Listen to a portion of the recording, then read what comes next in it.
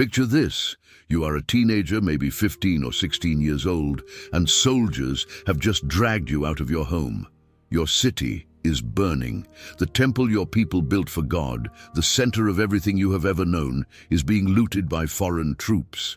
And now you are walking, day after day, across hundreds of kilometers of scorching desert, chained to other captives, heading toward a city you have never seen. You do not know if you will ever come back.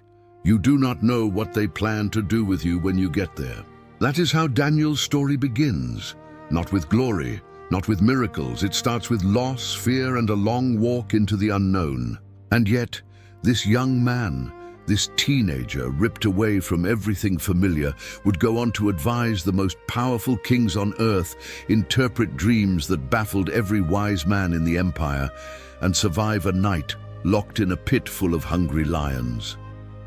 His story stretches across decades, across the rise and fall of entire empires, and it all starts with a simple, stubborn decision to stay faithful to God when every reason in the world told him to give up. So let us go back to where it all began. It was the 3rd year of the reign of Jehoiakim, king of Judah, and Jerusalem was in trouble. Nebuchadnezzar, the king of Babylon, had brought his army to the gates of the city. Babylon at that time was the superpower of the ancient world. Their army was massive, well-equipped and battle-hardened. Jerusalem, by comparison, was a small kingdom caught between larger powers. The siege did not last long. The scriptures tell us that God allowed Jerusalem to fall. Jehoiakim was delivered into Nebuchadnezzar's hands, and the Babylonians carried off some of the sacred vessels from the temple, the house of God, and brought them to the temple of their own gods in Babylon. It was a devastating blow, not just militarily but spiritually. The treasures of God's house were now sitting in a pagan temple. But Nebuchadnezzar did not just take gold and silver, he also took people. Among the captives marched out of Jerusalem were some of the brightest young men from the royal family and the nobility. These were not random prisoners. Nebuchadnezzar had a very specific plan for them, and one of those young captives was Daniel. Now, we do not know exactly how old Daniel was when he was taken. The text describes him and the others as young men, and based on the qualifications Nebuchadnezzar demanded, scholars generally estimate Daniel was somewhere between 13 and 17 years old, a teenager. Old enough to understand what was happening, young enough that his entire life was being redirected by forces completely outside his control. The journey from Jerusalem to Babylon would have covered roughly 900 miles, following the trade routes along the Euphrates River. Weeks of walking through barren landscapes, sleeping on open ground, wondering what waited at the end. For a young man raised in the courts of Jerusalem, raised in the worship of the God of Israel, this march into exile must have felt like the end of everything. But it was actually the beginning. Try to imagine what it must have been like for Daniel walking into Babylon for the first time. This was not some dusty frontier town. Babylon was one of the most spectacular cities the ancient world had ever produced. Massive walls surrounded the city, so thick that chariots could race along the top of them.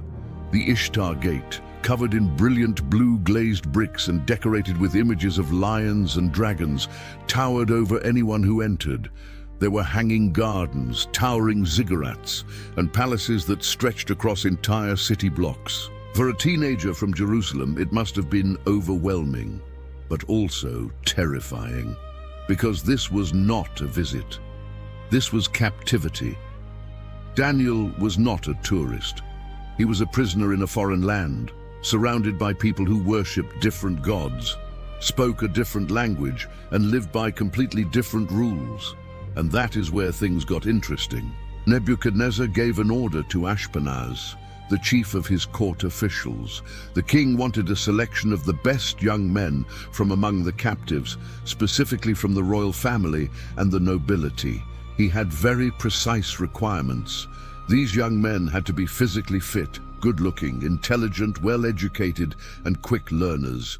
The king wanted young men who could be trained to serve in the royal palace. But there was something deeper going on here. Nebuchadnezzar was not just looking for assistance, he was running a cultural conversion program.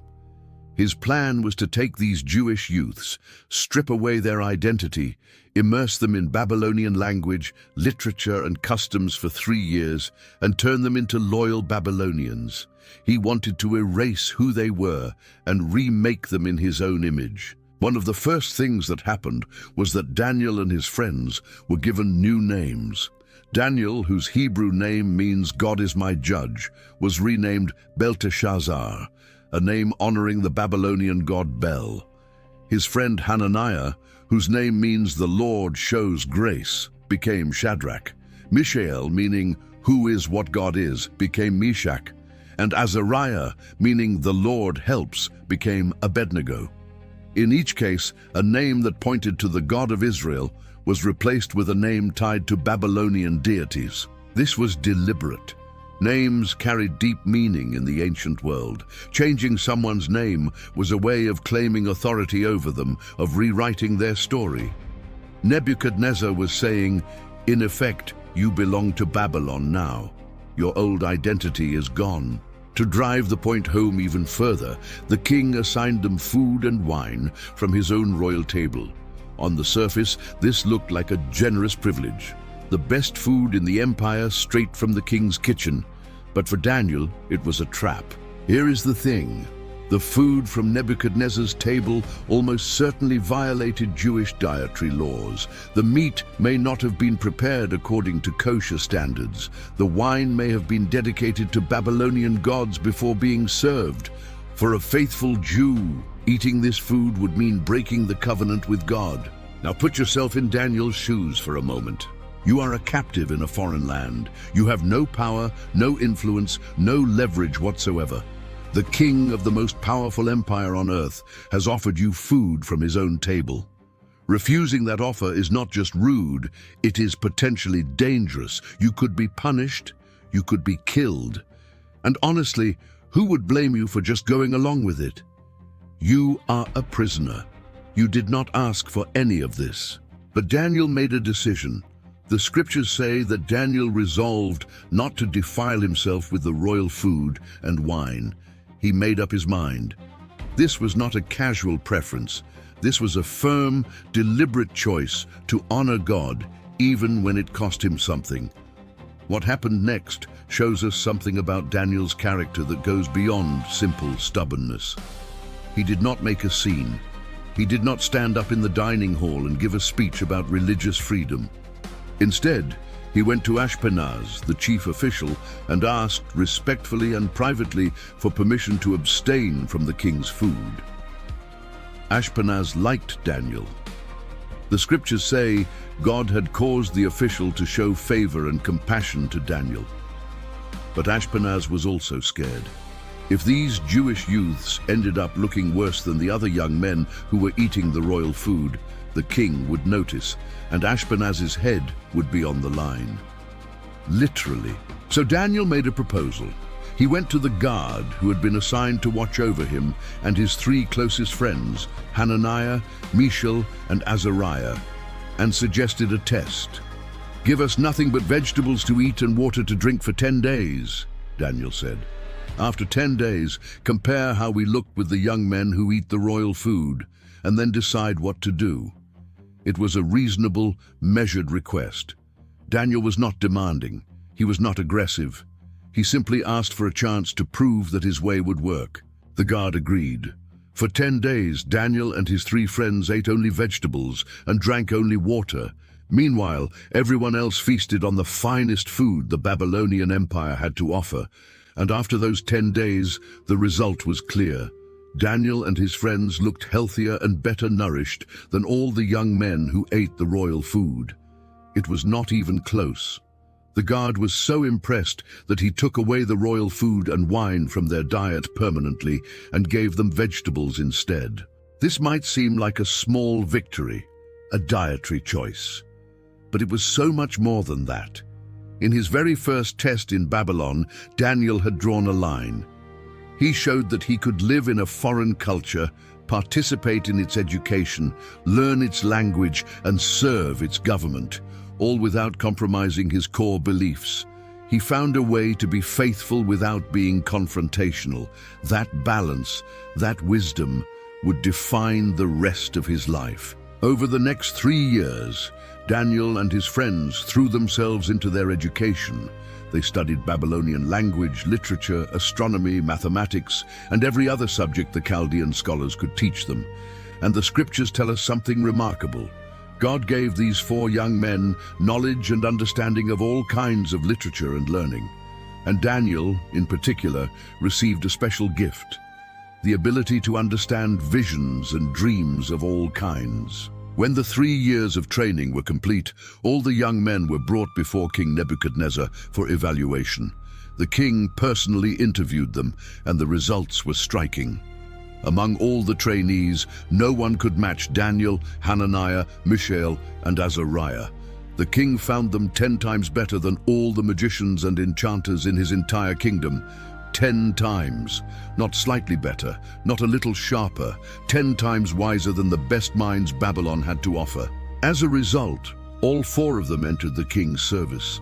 Daniel, the teenager who had arrived in Babylon as a captive, was now working directly for the most powerful ruler on earth.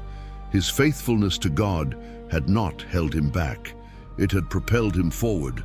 But the real test was still coming. One night, King Nebuchadnezzar had a dream, not an ordinary dream. This one shook him to his core. He woke up drenched in sweat, his heart pounding, absolutely certain that this dream meant something critically important. There was just one problem. He could not remember it.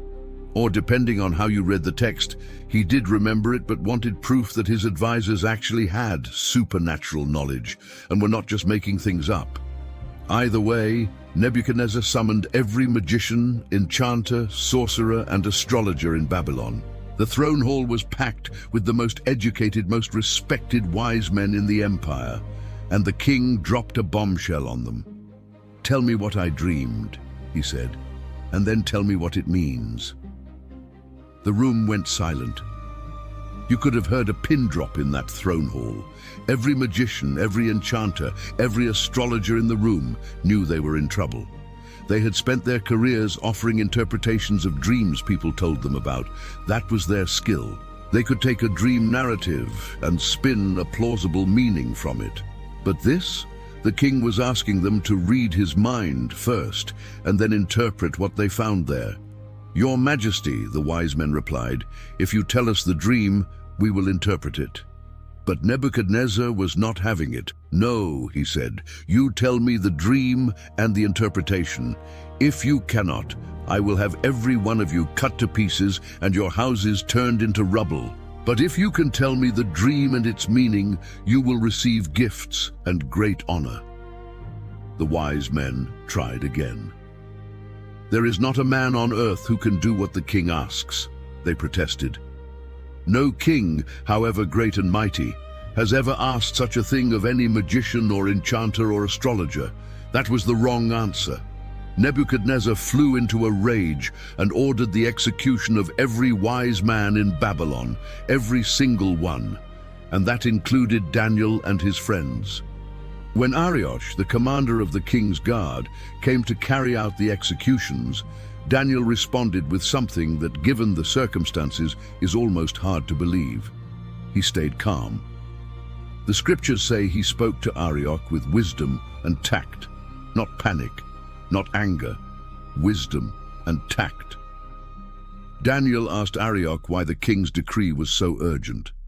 When Arioch explained the situation, Daniel went directly to the king and asked for time. "Give me a chance," Daniel said, "and I will interpret your dream."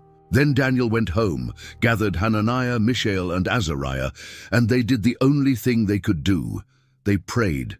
They pleaded with God to reveal the mystery of the king's dream so that they and all the other wise men in Babylon would not be executed. That night God answered. In a vision, the dream and its meaning were revealed to Daniel, and Daniel's first response was not to rush to the king. His first response was worship. "Blessed be the name of God forever and ever," Daniel prayed. Wisdom and power belong to him. He changes times and seasons. He deposes kings and raises up others. He gives wisdom to the wise and knowledge to the discerning. He reveals deep and hidden things. He knows what lies in darkness, and light dwells with him. The next morning Daniel went to Arioch and told him not to execute the wise men. Then he was brought before the king. Standing before Nebuchadnezzar, the most powerful man in the world, Daniel began by making something absolutely clear. No wise man, enchanter, magician, or diviner can explain to the king the mystery he has asked about, Daniel said. But there is a God in heaven who reveals mysteries. Daniel was not taking credit. He was pointing the king's attention upward. Then Daniel described the dream. You saw a great statue, Your Majesty, a statue enormous and dazzling standing before you, and its appearance was frightening.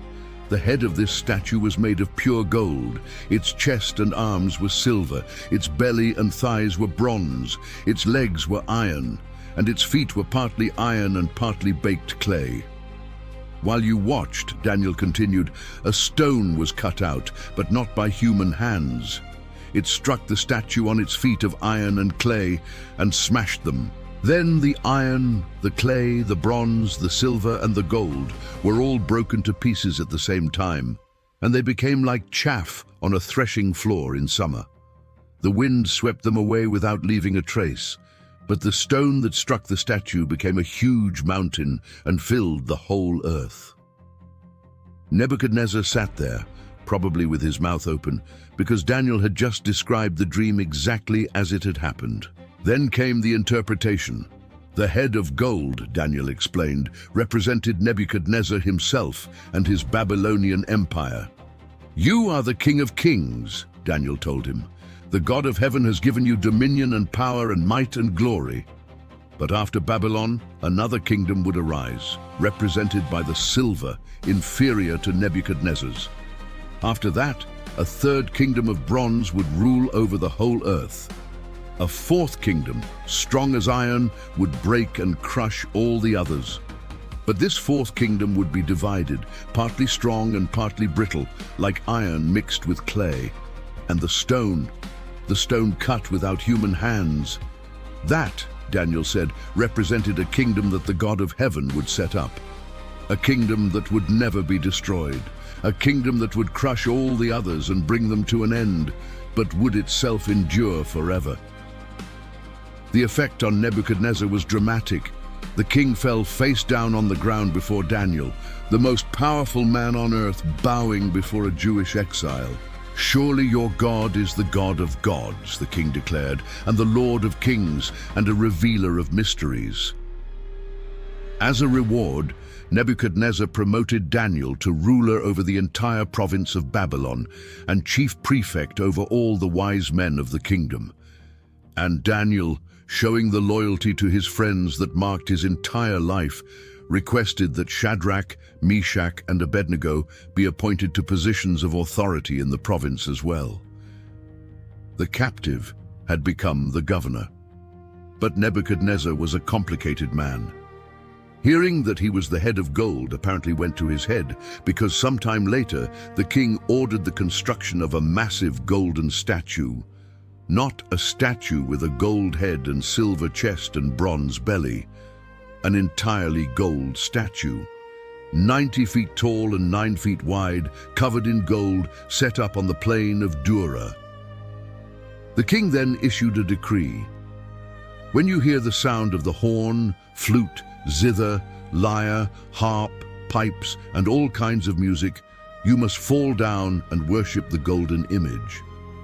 Anyone who doesn't fall down and worship will immediately be thrown into a blazing furnace. So the music played, and across the plain, thousands of officials, governors, and administrators dropped to the ground in worship. But 3 men did not bow. Shadrach, Meshach, and Abednego, Daniel's closest friends, refused to worship the statue. Some Babylonian officials noticed and were only too happy to report them to the king. Nebuchadnezzar was furious. He summoned the 3 men and gave them one more chance. But their response was extraordinary. King Nebuchadnezzar, they said, we do not need to defend ourselves before you in this matter. If we are thrown into the blazing furnace, the God we serve is able to deliver us from it, and he will deliver us from your majesty's hand. But even if he does not, we want you to know that we will not serve your gods or worship the image of gold you have set up. Read that again. Even if he does not, they were not bargaining with God. They were not saying, we will be faithful because we know God will save us. They were saying, we will be faithful regardless of what happens. That is faith without conditions. Nebuchadnezzar, now beyond furious, ordered the furnace heated 7 times hotter than usual. The fire was so intense that the soldiers who threw the 3 men into the furnace were killed by the heat. But then something happened that made the king leap from his throne. Looking into the furnace, Nebuchadnezzar saw not 3 but 4 figures walking around in the flames, completely unharmed. The 4th, the king said, looked like a son of the gods. Nebuchadnezzar rushed to the opening of the furnace and called out to the 3 men, Shadrach, Meshach, and Abednego, servants of the Most High God, come out.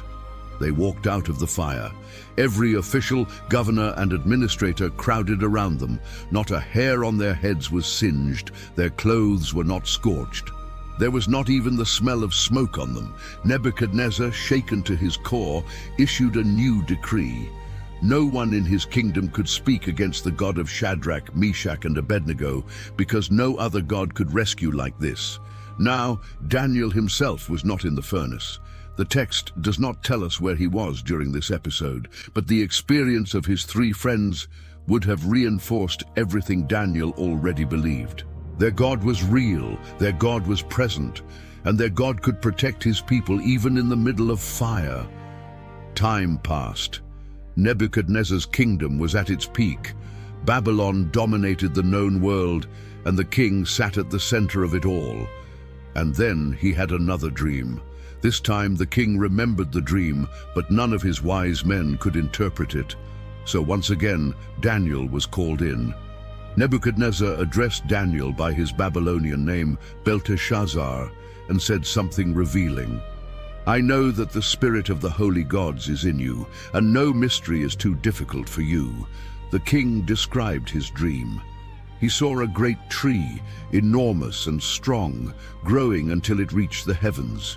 Its top touched the sky. It was visible to the ends of the earth. Its leaves were beautiful, its fruit abundant.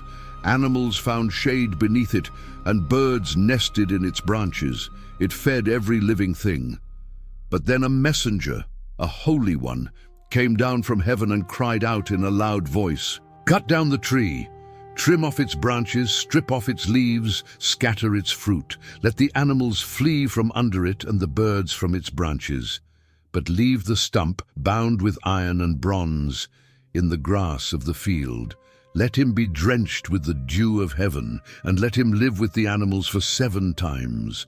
Daniel listened, and his face changed. The scriptures say he was greatly perplexed for a time, and his thoughts alarmed him. Nebuchadnezzar noticed the shift and encouraged Daniel.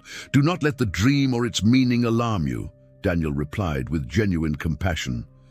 "My lord, I wish this dream applied to your enemies and its meaning to your adversaries." Then he told the king the truth. The great tree, Daniel said, was Nebuchadnezzar himself. His greatness had grown, reaching to the heavens, and his dominion extended to the ends of the earth. But the decree of the Most High had gone out against the king. Nebuchadnezzar would be driven away from people and would live with the wild animals. He would eat grass like an ox. 7 periods of time would pass over him until he acknowledged that the Most High is sovereign over all kingdoms on earth and gives them to anyone he wishes. Daniel then did something that showed his genuine care for the king, despite everything. He gave advice. "Therefore, your majesty, accept my counsel. Renounce your sins by doing what is right, and your wickedness by being kind to the oppressed. It may be that then your prosperity will continue." It was a bold thing to say to an absolute monarch. Daniel was essentially telling the king to change his ways. But he said it with respect, and he said it because he cared. Unfortunately, Nebuchadnezzar did not listen. 12 months later, the king was walking on the roof of his royal palace, looking out over the vast city he had built. "Everything I see, I built," the king thought. "Is not this the great Babylon I have built as the royal residence by my mighty power and for the glory of my majesty?" The words were still on his lips when a voice came from heaven. "This is what is decreed for you, King Nebuchadnezzar. Your royal authority has been taken from you." Immediately the prophecy was fulfilled. Nebuchadnezzar was driven away from people. He ate grass like an ox. His body was drenched with the dew of heaven until his hair grew like the feathers of an eagle and his nails like the claws of a bird. At the end of the appointed time, Nebuchadnezzar raised his eyes toward heaven, and his sanity was restored. He praised the Most High, and his throne and splendor were returned to him. The king, who once boasted of his own greatness, now declared that the Most High is sovereign, and everything he does is right.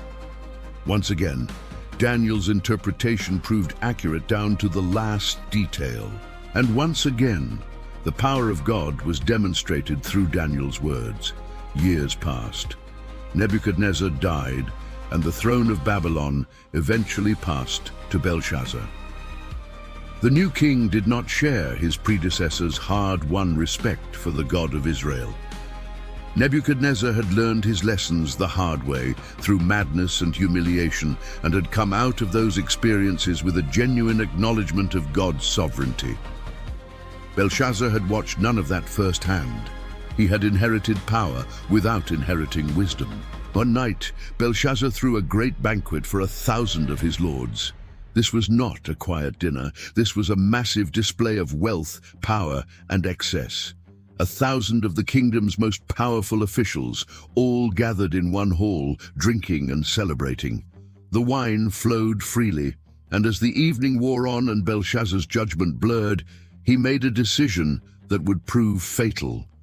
He ordered his servants to bring out the gold and silver vessels that Nebuchadnezzar had taken from the temple in Jerusalem decades earlier. These were sacred objects, crafted specifically for the worship of God, set apart and consecrated for that sole purpose. They were never meant to be drinking cups at a pagan feast. Now Belshazzar and his guests drank wine from them while praising their gods of gold, silver, bronze, iron, wood, and stone. It was an act of deliberate disrespect. Belshazzar knew what these vessels were and where they came from. He chose to use them anyway, as a display of contempt for the God of Israel. What happened next froze every person in that banquet hall. The fingers of a human hand appeared and began writing on the plaster of the wall, right next to the lampstand, where everyone could see it. The king watched the hand as it wrote, and the color drained from his face. His knees buckled. His legs gave way beneath him. Belshazzar screamed for his wise men. "Whoever reads this writing and tells me what it means will be clothed in purple, given a gold chain, and made the third highest ruler in the kingdom." But no one could read it. The wise men came and went. None of them could make sense of the mysterious words on the wall. Then the Queen Mother stepped in. She remembered Daniel. "There is a man in your kingdom," she told Belshazzar, "in whom is the spirit of the holy gods. In the time of your predecessor, he was found to have insight and intelligence and wisdom like that of the gods. He can interpret dreams, explain riddles, and solve difficult problems. Call for Daniel." Daniel, by now an elderly man, was brought before the king. Belshazzar offered him the same rewards: purple robes, a gold chain, third highest position in the kingdom. Daniel's response was characteristic.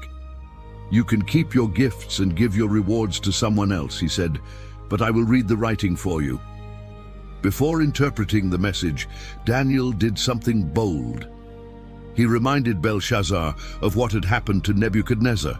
He recounted how God had given Nebuchadnezzar greatness and glory, how the king had become arrogant, how God had humbled him, and how Nebuchadnezzar had eventually acknowledged the sovereignty of the Most High. Then Daniel turned his gaze directly on Belshazzar. "But you, Belshazzar, his descendant, have not humbled yourself, though you knew all this. Instead, you have set yourself up against the Lord of heaven. You had the goblets from his temple brought to you, and you and your lords, your wives, and your concubines drank wine from them. You praised the gods of silver and gold, of bronze, iron, wood, and stone, which cannot see or hear or understand, but you did not honor the God who holds in his hand your life and all your ways. Then Daniel read the writing on the wall. Mene, Mene, Tekel, Parsin. This is what they mean, Daniel said. Mene, God has numbered the days of your reign and brought it to an end. Tekel, you have been weighed on the scales and found wanting. Parsin, your kingdom is divided and given to the Medes and Persians. That very night, Belshazzar was killed, and Darius the Mede took over the kingdom. The Babylonian Empire, the head of gold from Nebuchadnezzar's dream, had fallen, and Daniel, who had served faithfully through it all, now faced a new chapter under new rulers. The transition from Babylonian to Medo-Persian rule was a seismic shift. Everything changed. The government, the power structure, the people in charge. Everything except Daniel. King Darius reorganized his new empire and appointed 120 satraps to govern the various provinces. Over these satraps, he placed 3 administrators to hold them accountable. Daniel was one of these 3. But Daniel did not just blend in with the other 2 administrators. The scriptures say he distinguished himself above them all by his exceptional qualities. He was so capable, so trustworthy, so effective that the king planned to place him in charge of the entire kingdom. And that is when the trouble started. The other administrators and satraps were furious. A Jewish exile, a man from a conquered nation, was about to be promoted above all of them. They could not stand it. So they began looking for something, anything, they could use against Daniel. They investigated his administration. They looked for corruption. They searched for negligence. They examined every decision he had made, every document he had signed, every order he had given. They found nothing, absolutely nothing. The scriptures say they could find no corruption in him, because he was trustworthy and neither corrupt nor negligent. Think about that for a moment. Daniel had been in government service for decades, through the reigns of multiple kings, across the fall of one empire and the rise of another. And after all that time, after all those years of holding power and making decisions, his enemies could not find a single thing wrong with his record. Finally, the conspirators came to a conclusion. We will never find any basis for charges against this man Daniel, they admitted, unless it has something to do with the law of his God. So they changed tactics. If they could not find a flaw in Daniel's conduct, they would manufacture a conflict between his duty to the king and his devotion to God. The conspirators went to King Darius with a carefully crafted proposal. They said that all the administrators, prefects, satraps, advisors, and governors had agreed that the king should issue a decree. For the next 30 days, anyone who prays to any god or human being except to the king should be thrown into the lion's den. There were several layers of deception in this request. First, they claimed that all the administrators agreed. That was a lie. Daniel, the most distinguished of the administrators, obviously had not agreed to this. Second, they appealed to Darius's ego, suggesting he should be the sole object of petition for an entire month. Third, and most importantly, they invoked the law of the Medes and Persians. Under this legal tradition, once a king signed a decree, it could not be revoked, not even by the king himself. Darius, flattered and unaware that this was a trap aimed at Daniel, signed the decree. When Daniel learned that the decree had been signed, what did he do? He went home. He went upstairs to his room where the windows faced toward Jerusalem. He knelt down and he prayed, giving thanks to his God, just as he had done before. That last phrase is important, just as he had done before. Daniel did not start praying to make a political point. He did not suddenly become more devout to provoke a confrontation. He simply continued doing what he had always done, 3 times a day, every day, facing Jerusalem, he prayed. He could have closed the windows. He could have prayed silently in a room with no windows where no one would see. He could have quietly skipped his prayers for 30 days and resumed afterward. No one would have known. But Daniel understood something. If he hid his faith now, in this moment of pressure, it would mean that his devotion to God was conditional. It would mean that his prayers were something he did only when it was safe and convenient. And for Daniel, that was not an option. So the windows stayed open and the prayers continued. The conspirators, of course, were watching. They found Daniel praying and asking God for help, exactly as they expected. They hurried to the king. "Did you not sign a decree," they said, "that anyone who prays to any god or human being during the next 30 days, except to you, shall be thrown into the lion's den?" The king confirmed it. Then they dropped the hammer. "Daniel, one of the exiles from Judah, pays no attention to you, your majesty, or to the decree you put in writing. He still prays 3 times a day." When the king heard this, he was deeply distressed. The scriptures say he was determined to rescue Daniel and made every effort until sundown to find a way to save him. Darius tried everything. He looked for loopholes. He consulted his legal advisors. He searched for any way to undo what he had done. But the conspirators pressed him. "Remember, your majesty," they said. "According to the law of the Medes and Persians, no decree or edict that the king issues can be changed." The trap had sprung. The king, who held absolute power over millions of people, was powerless to save the one man he trusted most. With great reluctance, Darius gave the order. Daniel was arrested and brought to the lion's den. Before Daniel was thrown in, the king said something that reveals just how deeply Daniel's faith had impressed him. "May your God, whom you serve continually, rescue you." Think about those words. The king, who had signed a decree making himself the only object of prayer, was now expressing hope that Daniel's God would perform a miracle. Even Darius, a pagan king, could see the reality of Daniel's relationship with God.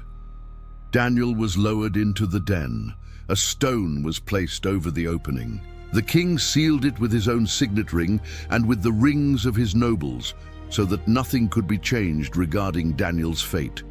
Under normal circumstances, that was a death sentence.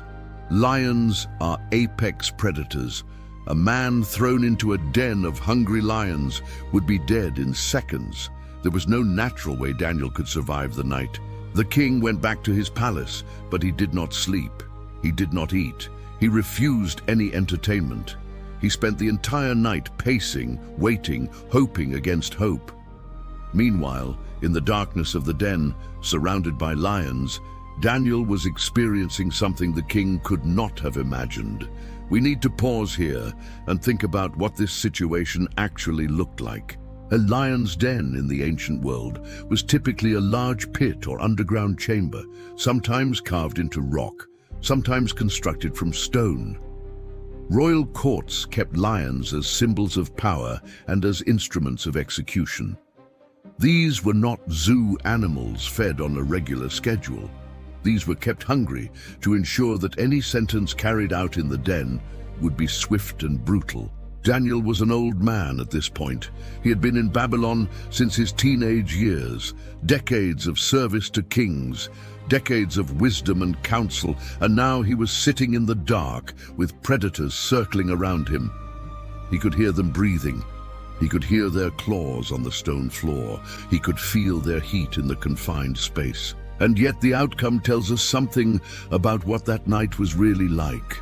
Daniel later said that God sent his angel and shut the mouths of the lions. Whatever happened in that den, Daniel was at peace.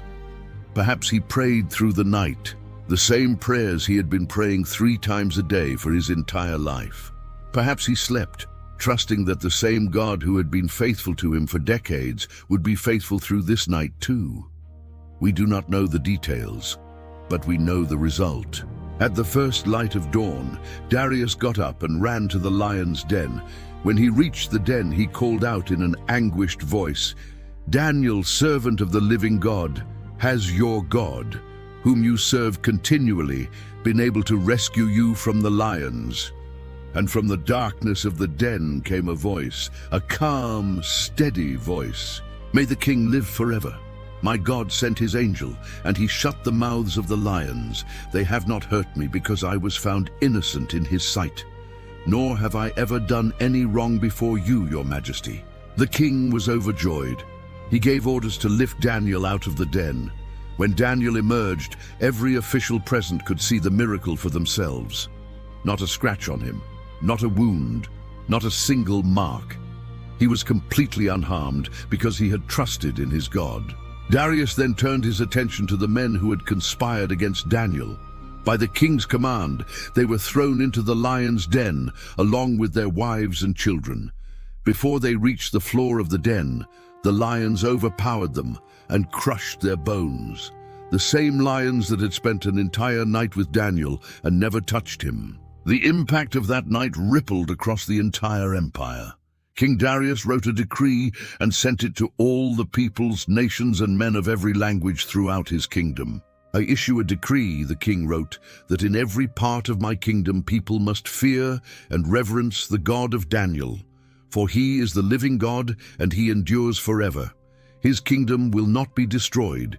His dominion will never end. He rescues and he saves. He performs signs and wonders in the heavens and on the earth. He has rescued Daniel from the power of the lions." The same king who 30 days earlier had made himself the only lawful object of prayer was now commanding his entire empire to reverence Daniel's God.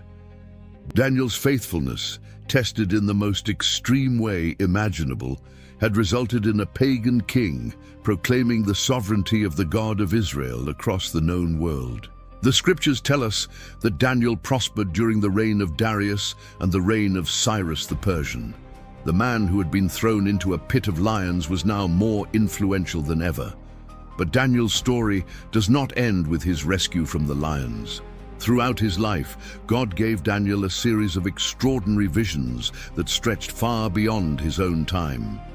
These visions, recorded in the second half of the book of Daniel, are some of the most detailed and debated prophetic passages in all of Scripture. In the first year of Belshazzar's reign, before the fall of Babylon, Daniel had a vision of 4 great beasts rising from the sea. The first was like a lion with the wings of an eagle. The second resembled a bear, raised up on one side with 3 ribs between its teeth. The third looked like a leopard with 4 wings and 4 heads, and the fourth beast was terrifying and dreadful, with iron teeth and 10 horns, different from all the beasts that came before it. Each beast represented a world empire. This vision paralleled Nebuchadnezzar's dream of the statue, but from a different angle.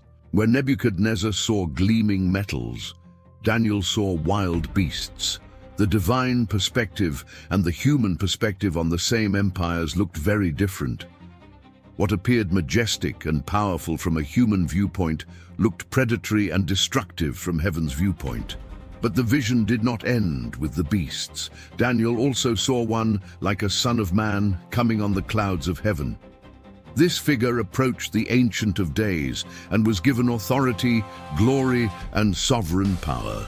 All nations and peoples of every language worshipped him.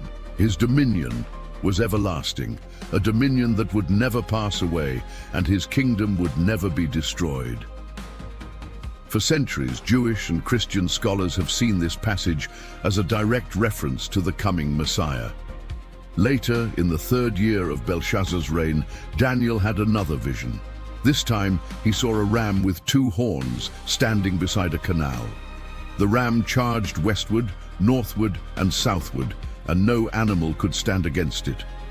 Then a goat with a single prominent horn came from the west, crossing the entire earth without touching the ground. The goat attacked the ram, shattered its 2 horns, and trampled it.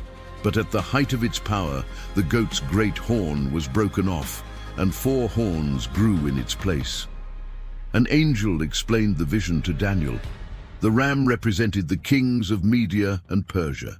The goat represented Greece. The great horn was its first king. When that horn was broken and 4 replaced it, 4 kingdoms would arise from his nation, but not with his power.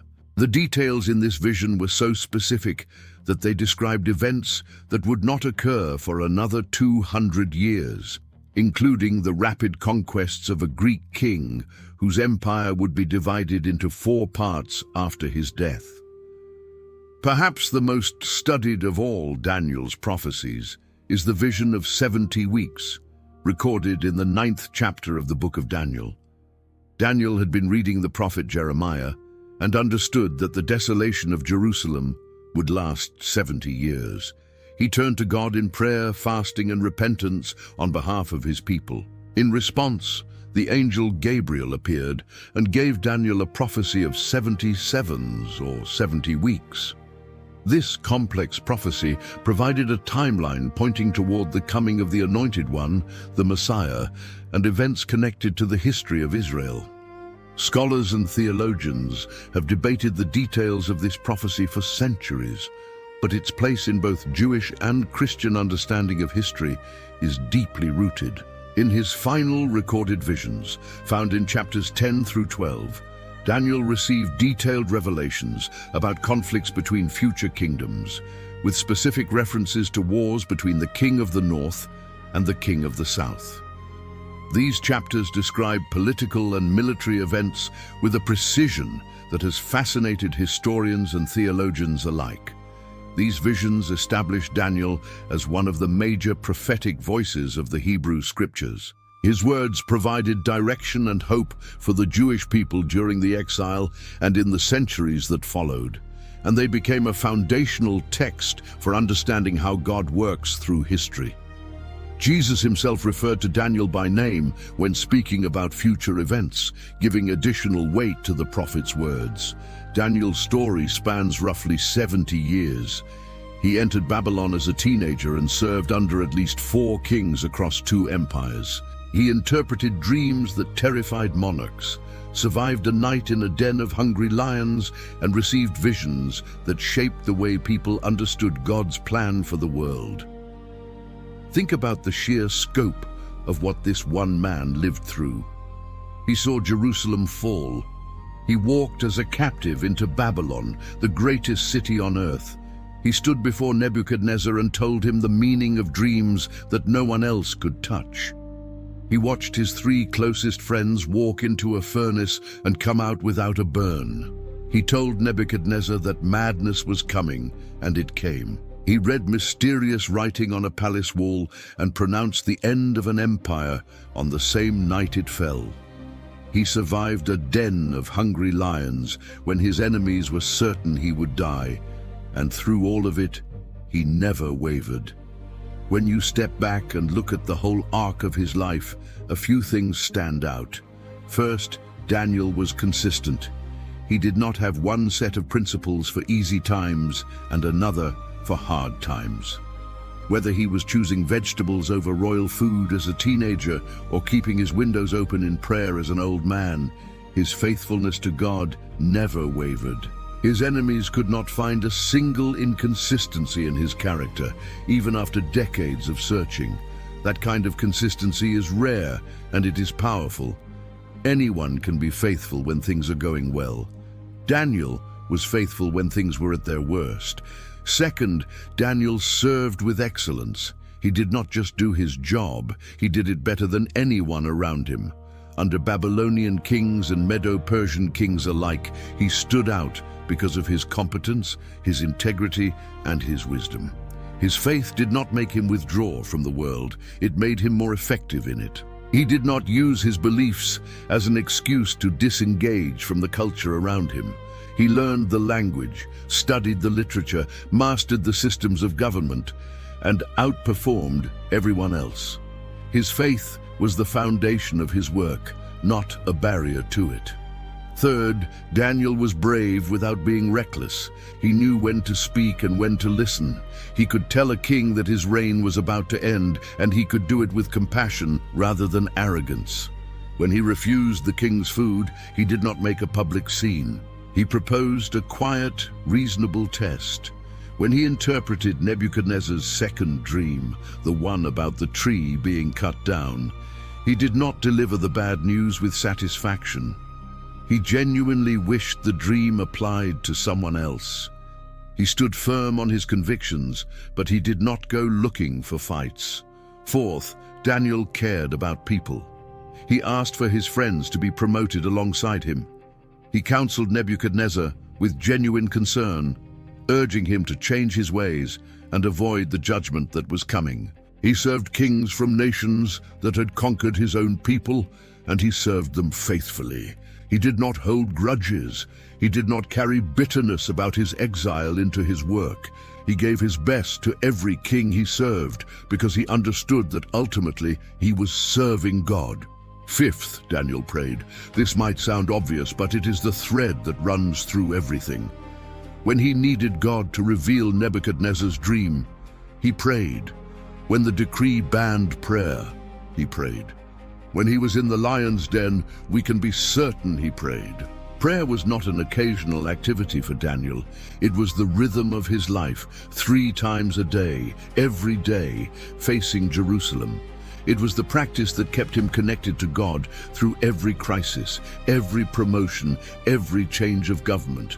His experiences, from the food test in his youth to the lion's den in his old age, each carried the same lesson. The God of Israel is real, he is present, and he is faithful to those who trust him. Daniel bet his life on that belief over and over again, and every time God showed up, kings rose and fell, empires crumbled, the political landscape shifted repeatedly beneath Daniel's feet. But through it all, one thing remained constant. Daniel's God was in control, and Daniel knew it. That is the story of Daniel. A young man torn from his home, carried into exile, thrown into the center of the most powerful empire on earth. And through it all, he never stopped trusting, never stopped praying, and never stopped serving the God who held his life in his hands. His story is not just ancient history. It is a blueprint for living faithfully when everything around you is uncertain. Daniel did not know what each new day would bring. He did not know if the next king would honor him or hunt him. He did not know if his prayers would be answered with rescue or with silence. But he prayed anyway, he trusted anyway. He kept his windows open, kept his knees on the ground, and kept his eyes on the God who rules above every king and every empire. If you are going through something difficult right now, if you feel like you are in a foreign land, surrounded by pressures and challenges that seem impossible, Daniel's story has something to say to you. Stay faithful. Stay consistent. Do your work with excellence, and trust that the God who shut the mouths of lions is still at work today. If this story moved you, if it challenged you or encouraged you, take a moment to subscribe to this channel. We bring you stories like this regularly, stories that dig deep into the scriptures and bring them to life.